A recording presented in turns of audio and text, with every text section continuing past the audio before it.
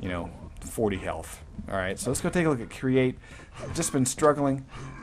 Still at the goose egg, unable to get a frag. We're at the, 30 seconds past the halfway point. Create's like, ooh, armor. That's just way, way, way too enticing. So he smartly does not go for it. Nice anticipation here. I like the fact that Create anticipated, but he didn't, by going that far into the room, he didn't give himself an exit. Now, if he had maybe kind of pushed maybe down half of those stairs, but still kind of stayed hidden behind the cover of the corner, then that could have been a better play, because when he wanted to backpedal, he'd be able to do so without opening up a shot. Like, in other words, in order to leave that fight, Create had to open himself up to an easy, predictable shot. So, kind of an interesting bit of positioning there for Create. Now, a lot of players would also say, well, Greased, you probably don't want to go downstairs if your only exit is going back up those stairs. Because as we all know, when you tiptoe down the stairs, it actually takes a second. There will be a moment where you have completely stopped your movement before you can start going back up the stairs, and basically you just move really slowly. So yeah, maybe not even the best choice to even move into that room. Nice anticipation by Chain. That's a great set of prediction, and Create will not be able to get hardly anywhere. He is able to pick up the rocket launcher, but he needs to hit it, and it's just a little bit of splash. That's a big hit on the exit. Chain will have this red armor to work with, but Create's like, okay, I can get this armor. Oh, if he's quick, he could have crossed the map for the other yellow, and he will miss out on it now. Chain is... Ooh, actually did not go for it. Interesting. He's looking for his opponent. Yeah, so this yellow armor, plasma yellow, should be what Create is going to get. And, like, he's just not even looking for it. So, yeah, whenever you're the player out of control, go get the yellow. Please go get the yellow. Thank you. Alright, so heard a rocket jump from Chain. I do believe. Let's go see. Yeah. I think... Was he? Yeah, he was setting a trap at red. That's pretty funny. So, for Create, the next step is to get at least one more yellow before attacking. He's got all the weapons he needs. Oh, don't wait here. Oh, so risky. Go get the plasma yellow. Go get it. Oh. Wow. That's a huge mistake by Chain. That never should have happened.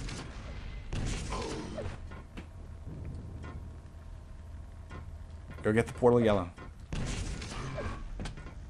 Alright, now here, Create can go on the attack. Nice damage by Chain. That's a great rocket there. Oh, kind of risky to go that aggressive though. Yeah, hitting that one good rocket, I understand why he'd want to go aggressive, but sometimes when you hit the really good shot, basically, especially when you're the player out of control, that's your in for, like, getting, maybe, I would say, Create has not been able to go center map comfortably the entire fucking game, right? So that one rocket, that was his opening to get center map, to get the red armor, and potentially to get mega health. He could basically start working on the timing of the major item spawns, because that one rocket would have knocked Chain down. Yeah, he was still pretty well stacked, but again, he was basically forced into a position of, I need to exit this fight because you have better position on getting into center. So Chain will finish this thing up though right now, leading by 12 frags. If we take a look, he's running a 32% railgun, 42% lightning gun, 20% rocket. A lot of spam coming out from Chain. That's a nice railgun shot there to bump him up to 33%. Create, on the other hand, 17% rail, 24 LG, 41 rocket. So rocket's probably his best weapon here. So barely dodging these railgun shots. Chain finally connecting him, and that will be an impressive to give him the frag. Number 14, Create will be down on his luck the final 10 seconds. Let me take a look at this. Next up, good lord, I think they totally changed around this damn list. Alright, so it looks like, oh, 3, 2, 1, fight. Alright, well, okay, fine, I didn't see that. in the list that I saw. But okay. So here goes Chain coming out with the first frag. Very, very quick.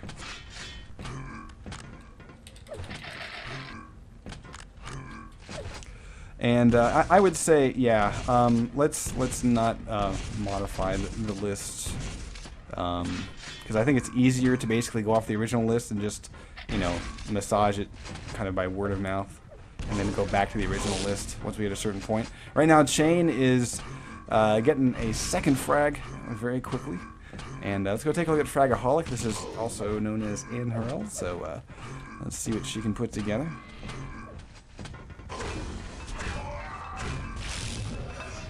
And it looks like nades will not be to the rescue. That's a nice bit of buckshot, though.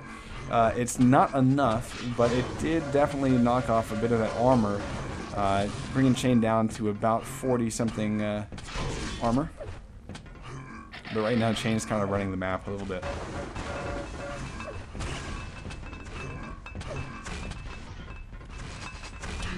And yes, Chain is good. Don't feel bad to losing to him.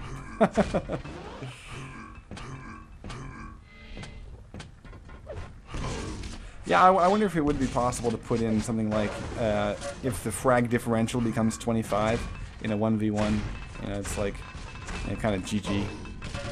Maybe we could like institute that as like a policy.